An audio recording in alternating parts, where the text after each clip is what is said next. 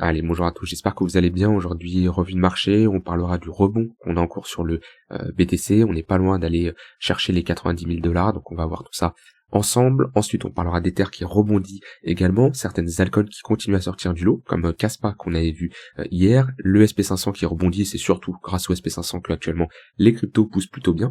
Et on analysera bien entendu trois altcoins qu'on a demandé d'analyser. J'ai noté Avax, NIR et Crow. Alors, je commence ici sur le BTC, à voir en fonction de la clôture 4 heures et même la clôture daily, mais on pourrait être ici sur un bottom court terme avec pour la première fois une inversion de notre dynamique court terme. On le voit bien depuis un long moment. Et ben vous savez quoi, des creux des sommets de plus en plus bas. Et si je prends initialement le mouvement là des 107 000 $ et je trace un Fibo à partir de ce sommet là, quand on regarde, on a très peu retracé, hein. On n'a pas eu un vrai rebond. Donc voilà, pour ceux qui se disent ça y est, j'ai raté le train, ou dans tous les cas, je vous le dis, hein, les bottoms mettent du temps à se former. Et si on prend le crack, j'aime bien prendre cet exemple-là, parce qu'il y a beaucoup de psychologie sur ce crack de mai 2021. Vous voyez ici, mai 2021, en quelques jours, là en 5-6 jours, on dégringole de moins 40% sur le BTC. Et on voit que quoi, en 2 jours, alors il y a beaucoup plus de volatilité que maintenant, en 2 jours on fait un plus 40%. Vous voyez, avec cette mèche là, plus cette clôture assez haute. Et là je me rappelle, beaucoup étaient en mode, ça y est, ça va repartir vite, on va être sur un rebond V-bottom, to the moon. Je dis pas, ça se trouve, c'est ce qu'on va faire ici, mais c'est très peu probable. Comme on a eu ici une cassure de structure, bah là on a un peu une sorte d'accumulation en week off avec pas mal de retests et surtout beaucoup de psychologie. Ici je me rappelle à l'intérieur il y avait du FOMO sur l'extrémité haute, il y avait du FOMO également sur l'extrémité basse. Là ça cherchait des shorts, ça parlait de cassure. Là au contraire ça parlait de cassure mais à la hausse. Il y avait énormément de psychologie à l'intérieur de cette phase de latéralisation. Et là, peut-être, on va entamer la même chose. Je ne sais pas. Je dis juste que c'est normal. Là, je sais, parce que je suis passé par là. Moi aussi, j'ai eu des émotions et j'ai toujours des émotions. C'est juste que maintenant, vu que j'ai un plan, une stratégie, eh ben, mes émotions, ils sont mis de côté. C'est pas mes émotions qui drivent mes actions. Mais je sais que beaucoup, là, peuvent être en mode, ah, on est passé de 80 000 à 89 000, j'aurais dû acheter, ça se trouve, ça va pas aller plus bas. Et là, ils hésitent à le faire. En fait, c'est normal d'avoir ces émotions-là, là-dessus, je vous rassure, ok, vous êtes un humain jusqu'à preuve du contraire, donc c'est normal. Maintenant, ce qui n'est pas normal, c'est de ne pas avoir de plan. Et avoir ces émotions, il n'y a pas de souci. Par contre, ces émotions, s'ils mènent à une action, c'est là où c'est dangereux, ok. Comme j'ai dit, avoir peur, être euphorique, il n'y a pas de souci. Mais si l'émotion que vous avez mène à une action qui en général ne va pas être bonne, pourquoi? Parce que quand des décisions viennent d'une émotion en général, bah la décision, l'action n'est pas bonne, bah c'est là où il y a un problème. Que la personne qui a un plan, une stratégie, qui sait ce qu'elle fait, même si actuellement sa stratégie ça peut être acheter plus bas, mais au moins ici, bah elle respecte sa stratégie. Ça c'est le point le plus important, d'accord? Et comme je l'ai dit, après cette grosse phase de distribution, c'est très peu probable, peut-être je vais me tromper, et j'ai envie de dire, j'espère me tromper, comme ça on aura des cryptos qui repartiront to the moon, mais j'ai du mal à croire qu'on va faire ça. Très très peu probable. On le voit même qu'on a ici des phases de latéralisation où on casse par le bas. Alors, on voit bien que ici on a un dump, ok, et même là, d'un point de vue psychologique, là c'était un dimanche de mémoire, ouais, c'est Trump qui avait pris la parole, on voit qu'on a des cryptos qui ont explosé, et après on est venu retester ce creux-là. Donc attention aux bougies vertes, attention aux bougies rouges, qui peuvent vous créer pas mal d'émotions. Moi, mon plan est toujours le même. En weekly, il y a des dégradations, et c'est moche ce qu'on a fait. Maintenant, on a quand même bien retracé, ok, et comme je l'ai dit, j'ai mis une première petite cartouche ici. Peut-être que mes ordres que j'ai mis ici et ici ne seront jamais exécutés. Je saurai m'adapter en conséquence, rentrer peut-être un poil plus haut, faire plus de trading que de l'investissement, et j'aurai toujours mon bag investissement qui pourra tout simplement en profiter. Alors, pour le moment, je suis toujours dans une phase où je patiente, et au vu de la baisse qu'on a eu ici, c'est normal d'avoir un retracement, revenir par exemple chercher 98 000, c'est possible d'avoir un rebond ici pour avoir une continuation, retester ce creux et avoir une phase de latéralisation. C'est quelque chose qui est tout à fait possible. Donc attention, si là, sur des rebonds comme ça, vous dites ça y est, j'ai envie de FOMO sur du long terme, etc. Non, c'est surtout que votre plan, votre stratégie n'est pas la bonne. Et mettez des moyennes mobiles. Alors je vous l'avais dit, hein, que si on passait le tunnel 1 heure et qu'on cassait les 89 000 $, bah on aurait quand même un signal bullish dans le sens où on repasserait au-dessus du tunnel 1 heure depuis un long moment, et potentiellement qu'on aurait un rallye sur du court terme. reconnaître ici une petite tendance un peu similaire à ce genre de phase où là, on passe sous le 1 heure, on passe sous le 15 minutes, on passe sous le 4 heures, on a une tendance baissière. Puis là, on a un petit bottom qui se met en place, histoire d'avoir un rallye. Mais ça conduit pas spécialement à un nouvel ATH. Là, c'est ce qu'on va surveiller. Et là, on est dans une phase où c'est un peu plus compliqué de trader. C'est plus compliqué parce qu'on a, on va dire, une divergence entre les tunnels. On a un 4 heures qui est baissier, un 1 heure qui est baissier mais qu'on est en train de casser à la hausse, un 15 minutes qui est haussier. Là, on est dans des phases où c'est beaucoup plus compliqué. Ici, moi, je sais que dans ce genre de phase, j'ai un taux de réussite qui va être plus faible que dans ce genre de phase. Et ça, je voulais toujours dire. Dans les phases comme ça, où on a un fort momentum à la baisse ou à la hausse, qu'on a une direction qui est claire, c'est toujours les meilleurs moments pour trader. C'est là où il y a les meilleures opportunités, c'est là où, tout simplement, on peut faire des profits. Quand on a ce genre de phase, moi, je vais être moins à l'aise. Alors, il y en a qui vont avoir des stratégies qui marchent parfaitement dans ce genre de contexte, qui vont savoir quoi faire. Alors, je dis pas que je ne sais pas quoi faire, je dis juste que je peux avoir des trades, mais je suis moins à l'aise à trader là que quand on a ce genre de phase. Et ça, je parle surtout aux traders. Quand vous tradez, votre but, c'est pas de trader tous les mouvements. Votre but, c'est pas de trader tous les jours. Votre but, c'est d'avoir une stratégie, de l'appliquer. Et si cette stratégie sur, par exemple, on va dire 12 mois dans l'année, eh ben, vous pouvez l'activer que pendant 6-7 mois, c'est pas grave. Votre but, c'est pas, vous n'êtes pas là embauché au CDI, vous devez faire 9h 17h et avoir un salaire fixe à la fin. Non. Pendant ces 6 mois, 7 mois, vous allez fortement performer. Ça peut compenser 3, 4, 5, 6 mois, peut-être même 8 si carrément le marché est mou. Ça m'est jamais arrivé, mais voilà, peut-être même beaucoup plus si le marché est mou et que vous ne fassiez pas de profit. Ça, c'est quelque chose que vous devez prendre en compte. Et là, je parle surtout de trading discrétionnaire. Après, j'ai d'autres setups, trading un peu mécaniques qui peuvent s'enclencher, ou là, peu importe le contexte, mon setup s'enclenche, je rentre en position. Là, dans ce que je disais avant, je parle beaucoup plus de trading discrétionnaire. Mais voilà, en tout cas, ici, potentiel bottom qui est posé, ça m'étonnerait pas d'avoir un petit rallye, ok, retester dans un premier temps les 92 000 et revisiter ensuite le tunnel 4 heures vers les 96 000 $. Si je mets ici des points pivots, je vous rappelle, on a cassé ici, on est en train de casser avec la clôture H4 qui va arriver ce point pivot weekly ici. Et ensuite, il faudra surveiller le prochain au niveau des 95 000 $. Maintenant, ouais, sur BTC, là, on a quand même un momentum qui est intéressant sur du court terme. Faut vraiment s'installer et garder ce tunnel 1 heure. Faut vraiment pas se réinstaller en dessous de ce niveau-là. Si vraiment on perd cette zone d'imbalance, on commence à... Globalement, vous prenez une bougie impulsive. Moi, j'aime bien fonctionner avec des bougies impulsives, c'est-à-dire que vous prenez une bougie qui break avec un bon breakout, d'accord. Ici, l'exemple, c'est cette bougie, et vous dites si on se réinstalle en dessous, globalement sous les 87 700, en plus on repasse sous le 1 heure, on repasserait sous le 3 minutes, on repasserait presque sous le 15 minutes parce que d'ici là il va monter, on a le point pivot weekly, là vous avez une invalidation qui est claire. Honnêtement, si on pull back tout ce qui est là, c'est intéressant pour prendre des longues avec une invalidation qui est sous ce niveau-là. Parce que si on fait ça, voilà, c'est pour aller plus bas et aller chasser ces creux qui n'ont pas été chassés. Ça, ce que je vous dis, c'est primordial. Vous êtes beaucoup, je le sais, à chercher d'abord une entrée, à vous dire voilà, je rentre là. Des fois, si vous voyez une invalidation en premier, c'est plus intéressant. Et vous voyez, moi là, avant de me dire ok, la zone idéale, là, si on a un pullback, globalement, c'est à peu près 88 500. Mais ça peut évoluer rapidement. Mon invalidation, elle est fixe. Et actuellement, mon invalidation, elle est très claire. Si je cherche à trader ce mouvement haussier, ok, qui va quand même en contre-tendance avec la tendance moyen terme, mais sur du court terme, il y a une tendance haussière. Donc, on peut bien sûr chercher des longues. Invalidation si on passe sous les 87 700 $. Voilà de ce côté-là sur le BTC.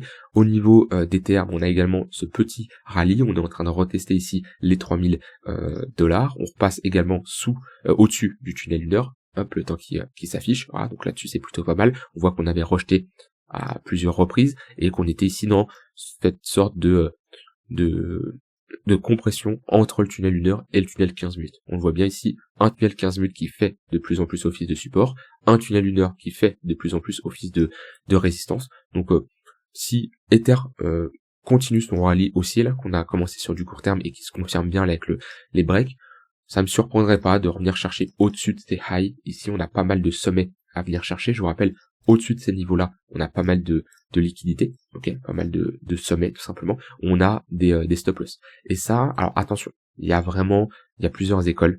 Moi, j'aime pas l'école qui dit oui, on a de la liquidité, c'est sûr à 100% qu'on va aller la chercher parce que le marché peut aller que là. Non, ça veut rien dire pour moi. Ça veut rien dire parce que si ici on a des vendeurs qui mettent une grosse pression et en face il n'y a pas d'acheteurs, on va baisser. on va être orienté à la baisse parce que c'est l'offre et la demande, et il n'y a rien qui nous assure qu'on va chercher cette liquidité-là. Moi, par contre, ce que j'aime bien, c'est déterminer des zones où il y a des clusters. Par exemple, on a un bon cluster là vers les 3250, ok. Globalement, cette zone-là, 3220, 3250. Déterminer ici des clusters et tout simplement voir au moment où on y va comment le marché réagit. Pourquoi ? Parce que au-dessus de ces niveaux-là, on a, comme j'ai dit, des stop-loss de short, bien sûr, des stop-loss de short. Un shorter, c'est quelqu'un qui parie à la baisse. C'est quelqu'un qui est initialement un vendeur. Quand vous clôturez votre position en tant que shorter, bah vous faites l'inverse. Si vous étiez un vendeur, vous passez acheteur. Donc une clôture de position d'un short, que ça soit un stop loss, un TP, un BE, un TP partiel, une clôture manuelle, c'est un rachat de position. Ok ? Et quand vous avez ici des stop loss et des liquidations qui se font enclencher, on a tout simplement des rachats de position qui s'exécutent et ça crée une forte pression acheteuse. Et c'est pour ça, des fois, on peut avoir ce qu'on appelle un short squeeze. Comme quand on baisse, on peut avoir un long squeeze. On déclenche pas mal de SL, par exemple. Vous voyez ici, il y a pas mal de SL. Hop, on a ici un long squeeze. Une baisse brutale. Pourquoi ? Parce que on clôture des positions de longue, pression vendeuse, ok, et offre et la demande. Si en face, il n'y a pas de contrepartie, ça baisse. Moi, ce que je surveille, c'est cette contrepartie. Si on y va, et qu'on fait une mèche, d'accord, c'est-à-dire que on déclenche ces stops, qu'on va pouvoir voir après sur l'order flow, avec l'open interest, avec les liquidations, etc., etc. Si on fait ce genre de choses, et qu'on n'a pas un gros pump, c'est-à-dire qu'en face, il y a une contrepartie. C'est-à-dire qu'on a enclenché les ordres, et quand vous avez ici des ordres d'achat qui s'exécutent, automatiquement, quand il y a un acheteur, il y a un vendeur. Si le marché ne pousse pas vers le haut, c'est qu'ici, il y a tout simplement une pression vendeuse. Et là, je peux par exemple avoir un setup. Mais ouais, petit cours là un peu sur comment fonctionne la liquidité. Moi, je suis pas fan de cette théorie qui dit là, il y a par exemple un high à venir chercher. C'est sûr à 100% qu'on va venir le chercher. Non, je ne sais pas si on va aller chercher. Je ne l'anticipe pas. Vous voyez, c'est la différence entre anticiper et réagir. Par contre, si on y va, je vais tout simplement observer ce que le marché me montre. Et après, pareil, on peut chercher des confluences, vous voyez, il y a un point pivot monthly. Là, on a une bonne zone. En vrai, si on doit prendre des shorts sur Ether, si on y va avec un essoufflement du momentum, avec ici une pression vendeuse, avec quelque chose qui se met en place, globalement vers les 3250, ça peut être une très bonne zone. Maintenant, Ether peut bien sûr continuer à faire un rallye. Et attention, également, chose importante, c'est pas parce que je dessine une zone qu'on va forcément y aller. Si là on pousse et que demain il y a Elon Musk qui se dit tiens je veux short Ether et empêcher que tout le monde parce que j'ai la liquidité, j'ai le capital pour empêcher, hein, bien entendu, ce qui fait bouger le marché c'est l'offre et la demande. Une personne qui a beaucoup plus d'argent, beaucoup plus de capital, il va pouvoir beaucoup plus impacter le marché. Ok. Et alors bien sûr, en fonction des montants, on va parler d'impacter légèrement. Après, on peut parler de manipulation, bien entendu. Mais une personne, j'ai pris Elon Musk, je pourrais prendre quelqu'un d'autre, s'il décide là de short, le marché ne va pas aller ici. Hein. S'il empêche le marché d'aller plus haut, bien entendu, le marché va s'arrêter ici. Et c'est pas parce que on a ici des stop loss, que ça soit les vôtres ou autres, ou je sais pas quoi, que le marché doit absolument y aller. Pour ça me fait rire des fois quand j'entends oui, le marché chasse mes SL, les market makers chassent mes SL. Les gars, l'exchange, ils s'en foutent de vos SL. Vraiment, ils s'en moquent. Ok, c'est pas parce que vous allez vous faire liquider $1000, $500, $10, je sais pas votre capital, que ça va impacter. Non, le marché, il s'en moque complètement. Surtout que le marché, ce qu'il veut, oui, alors, le fait de déclencher des stop loss, ça clôture des positions, mais quand vous perdez, hein, c'est-à-dire quand vous prenez une perte, vous donnez pas votre argent à un exchange. C'est pas l'exchange qui se dit ah bah tiens, il y a telle personne qui a perdu 100 balles, je récupère les 100 balles. Non, quand vous perdez 100 balles, c'est parce qu'en face il y a un trader qui lui a gagné 100 balles. C'est un jeu à somme nulle. Voilà, en tout cas Ether, sur du long terme, hein, sommet, plus bas, plus bas, plus bas, plus bas. Donc je reste ici dans une optique où on est dans une tendance baissière et je changerai d'avis si on commence à structurer ici ce type de pattern de retournement avec des creux et des sommets de plus en plus haut. Au niveau du marché US, plutôt pas mal ce qu'il nous fait, assez surpris également. Alors surpris oui et non, je pense que le marché price ici, le fait que on va potentiellement avoir au final une baisse des taux, hein, avec les différentes annonces qui ont été réalisées, les différentes data, et le marché avait quand même price assez rapidement. En fait, de base, on avait de fortes probabilités, je me rappelle plus combien, mais à 80-90% même d'avoir une baisse des taux pour la prochaine réunion, là, dans 13 jours. Et le marché a price assez rapidement à 50-50, pour au final revenir ici à un 85-15. Bon, c'est assez étonnant qu'on a eu une variation aussi rapide, d'accord. Pourtant, on n'a pas eu non plus des annonces hyper importantes, même s'il y a eu quand même, voilà, le NFP, le taux de chômage, il y a eu des discours, etc., etc. Mais je pense que le fait que actuellement le marché US pump, c'est suite à cette variation et surtout cette probabilité assez importante d'avoir une baisse des taux pour la prochaine réunion. Donc on est un peu reparti en V bottom. On l'avait vu que il y avait cette phase de latéralisation et qu'on avait break ce M. Ce M a été confirmé et cassé à la baisse avec ses creux et ses sommets de plus en plus bas. Maintenant, c'est vrai que là, le fait de repasser au-dessus de ce sommet-là, vous voyez, ça c'est une bougie impulsive baissière. C'est clairement une invalidation. Le fait de repasser au-dessus, on l'avait vu en 6008, c'était globalement notre zone. Moi, je me suis dit, hein, si on repasse au-dessus des 6008, c'était bullish et oui, la forte probabilité d'aller à la TH. Et c'est là où on voit que le marché, on est toujours dans l'incertitude et c'est là savoir s'adapter. D'accord? On peut avoir raison, on peut avoir tort, mais c'est avoir un plan et savoir changer de biais. Et la personne qui se dit, ah bah là, ça a baissé, ok, on remonte, non, j'invalide pas, je décale mon stop loss, non, ça va aller, le marché se trompe, c'est impossible, je peux pas avoir tort. Au final, il coupe beaucoup plus haut et il n'accepte pas sa perte, d'accord? Il n'y a pas de mal d'avoir tort, il n'y a pas de mal que le marché est beaucoup plus compliqué, qu'il ait des rebonds comme ça agressifs. Le plus important, c'est changer de biais. Et de toute façon, sur le SP500, il y a un gros niveau, selon moi, c'est là, 6008. Très bien. Tant qu'on évolue au-dessus, c'est bullish, on évolue en dessous, c'est plutôt bearish. C'est une zone de polarité qui nous permet d'avoir une ligne directrice, tout simplement, en fonction de si on évolue au-dessus ou en dessous. Nasdaq, c'est pareil, hein, voilà. Alors, on n'est pas repassé au-dessus du gros niveau. Nasdaq, il est à peu près par là. Mais voilà, en fonction de la clôture, on va voir comment ça se passe. Maintenant, j'accorde toujours une plus grosse importance, selon moi, au SP500.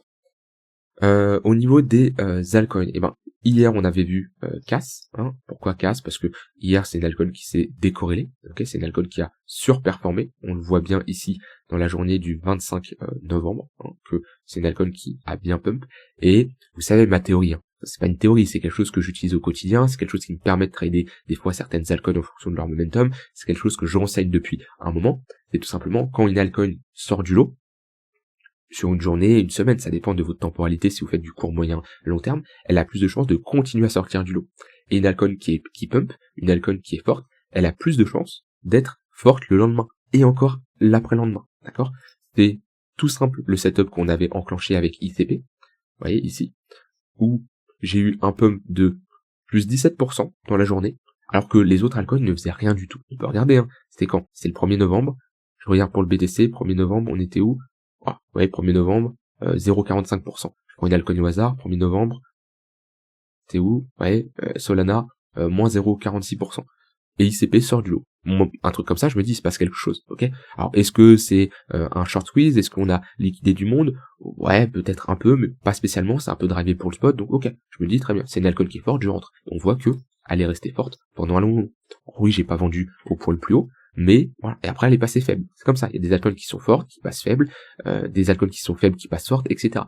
Le but c'est de capter ce genre de mouvement, soit se positionner assez rapidement sur du swing, comme je l'ai fait ici sur ICP, ou alors après, passer sur du plus court terme, mettre des moyennes mobiles, et driver la tendance. Donc voilà, c'est parfait, hein. Vous voyez, 15 minutes, pullback, support, 15 minutes, pullback, support, etc., jusqu'à temps qu'on repasse en dessous, et là, vous voyez, 15 minutes, résistance, résistance, résistance. On voit bien, hein, ça c'est flagrant. Sur Casper, on fait à peu près la même chose. La différence, c'est que je suis pas rentré sur du swing, parce que un peu moins confiant que quand je suis rentré sur ICP, BTC n'avait pas la même charte, mais on voit ici un premier pump, ok, plus 13%, un deuxième, plus 11, un troisième, plus 12, et là sur du court terme, quand je mets des moyennes mobiles, bah c'est pareil, vous voyez, hop, le 3 minutes qui drive la tendance, on n'a même pas pullback le 15 minutes, si là vous cherchez une altcoin pour faire de la perf sur l'intraday, Kaspa, c'est un bon exemple, et Kaspa est plutôt pas mal pour faire ici de la continuation de tendance, c'est un peu la seule altcoin qui sort du lot, en tout cas dans les grosses altcoins. Au niveau des alts, on m'a demandé, j'ai une analyse ici de Avax, hop. Alors on en est où sur Avax? Bon, c'est pas très joli. Pas très joli, pourquoi? Parce qu'on a cassé une grosse structure, alors à moins d'avoir une réintégration de ce niveau-là, hein, le niveau ici des 15 $, à moins d'avoir ce type de réintégration. Sinon, c'est compliqué de rentrer ici. Parce que là, on a quand même cassé, on s'est même installé en daily sous la structure. On a toutes les moyennes mobiles qui sont sûrement orientées à la baisse. Ouais, le 1 heure, le 4 heures, le daily, le 3 jours. Sur du long terme, là, ouais, Avax, c'est compliqué. Personnellement, moi, sur ce genre de chart, il y a deux façons pour moi de raisonner. Soit je me dis, ok, Avax, fondamentalement, c'est de la bombe. Là, je parle d'Avax, ça peut être pour n'importe quel altcoin. Fondamentalement, c'est de la bombe, c'est le meilleur projet. Par exemple, cet avis-là, je peux l'avoir pour BTC, pour Hyperliquid, pour Ether, mais un peu moins avec le temps. Mais voilà, on va dire que je l'ai, admettons, je me dis ça pour Avax. Je me dis, Avax, c'est de la bombe. Dans ce cas-là, je vais mettre en weekly monthly et je vais attendre des grosses phases de retracement. Ça peut être Fibo, 0,886, vous voyez, hop, parfaitement, là on a méché plusieurs fois. Ça peut être d'un point de vue price action, des gros niveaux, et hop, et je mets des ordres en mode épuisette sur des bad range comme ça, et je me dis, je veux pas me positionner sur le bottom, je veux pas avoir une pattern de retournement, je me dis juste, ok, je sais que c'est de la bombe, fondamentalement parlant, donc je vais tout simplement chercher à me positionner quand le prix est extrêmement faible. Ça, c'est le premier raisonnement. Maintenant, le deuxième raisonnement, par exemple, c'est le cas pour moi sur Avax, fondamentalement, je me dis pas que c'est de la bombe. Je dis pas non plus c'est un projet pourri, mais je me dis pas que c'est de la bombe. Dans ce cas-là, je vais attendre d'avoir une confirmation, une pattern de retournement, une réintégration, un signal un peu plus bullish. Vous voyez, comme ce type de pattern de retournement qu'on a ici, avec un creux, un sommet, un creux plus haut que le précédent, un break, et ensuite un rallye aussi. Voilà globalement tout simplement ce que j'aimerais voir ici sur Avax pour me positionner. Après on pourrait revisiter par exemple ce sommet là. Enfin, dans un premier temps, j'aime bien regarder ici 0,118 de Fibo, parce que si on reste dans une pression baissière avec des creux des sommets de plus en plus bas, c'est dans cette zone là que les vendeurs marqueront un top. Vous voyez comme on a fait ici. Hop, on retrace, pile poil 0,118, 0,786, on a parfaitement marqué ici un top de marché. Avax c'est fait, ensuite on va demander NIR. Et après on verra Cro. Alors, NIR, on est sur une bonne zone. Honnêtement, NIR, on est clairement sur la meilleure zone limite pour prendre un long. On le voit bien, c'est du trading de range après. C'est à vous de voir ce que vous préférez comme type de trading, mais NIR c'est un range qui a été cassé par le bas et on reforme un range. Alors techniquement, un range presté par ici, un range qui a été cassé par le bas, on a ici plus de chances d'avoir un prolongement et une cassure à nouveau par le bas. Voilà, c'est une réalité. Pourquoi? Parce que dans une tendance baissière, les impulsions se prolongent plusieurs fois dans le sens de la tendance initiale. Ici, notre tendance long terme est baissière. Ouais, pas besoin de faire un schéma, on le voit avec le price action et les moyennes mobiles, plus de chances de continuer dans cette pression baissière. Maintenant, on est quand même sur un gros niveau de support, et si je dois prendre une position à l'instant T, je ne vais pas prendre un short parce qu'on est sur un niveau de support, et je vais plutôt chercher à prendre ici un long au niveau des 1,8 de dollars à peu près. Cette zone de localisation, ici, on est, oui, dans une bonne zone. Si je veux affiner, je peux mettre toujours un volume profile. On va prendre ici notre début de range à peu près. Voilà. En général, en dessous de la value area low, ici c'est une bonne zone pour prendre des longues, et au-dessus de la value area high, c'est une bonne zone pour prendre des shorts, ou pour prendre des TP, en fonction bien sûr de là où vous êtes positionné.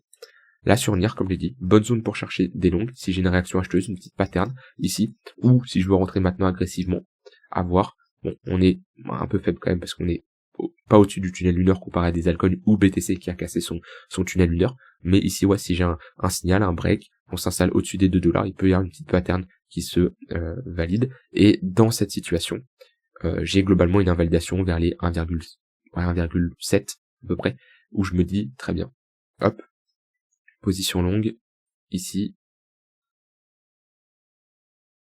1,7, voilà, au niveau de l'invalidation, et globalement chercher à TP dans un premier temps vers le poke, le milieu de range, ça peut être une bonne zone, le tunnel daily, là il y a une bonne zone de confluence, et je peux chercher un TP total au niveau de l'extrémité opposée.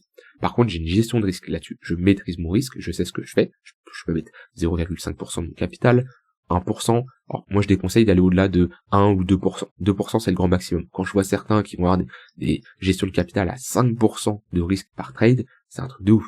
5%, vous prenez 5 pertes d'affilée, ce qui est possible, et ce que vous aurez ça dans votre carrière de trading, je vous le dis, c'est obligatoire, vous y passerez, ok? Vous allez perdre 25% de votre capital, un quart de votre capital, en prenant 5 trades perdants, c'est pas possible. Aucun trader pro ne peut perdre 25% de son capital sur 5 trades d'affilée perdants. C'est pas possible. C'est une mauvaise gestion de risque, tout simplement. Donc 0,5, 1%, moi ça m'arrive d'être même sur du 0,25, carrément, sur certains trades. Donc voilà, ça c'est à vous de voir. Et bien sûr, toujours une bonne gestion de risque avec une invalidation qui est claire. Voilà de ce côté-là, j'ai terminé. N'hésitez pas à rejoindre le Discord en cliquant sur le premier lien en description. Je vous souhaite une très bonne soirée, je vous dis à demain pour une prochaine vidéo. Bye bye.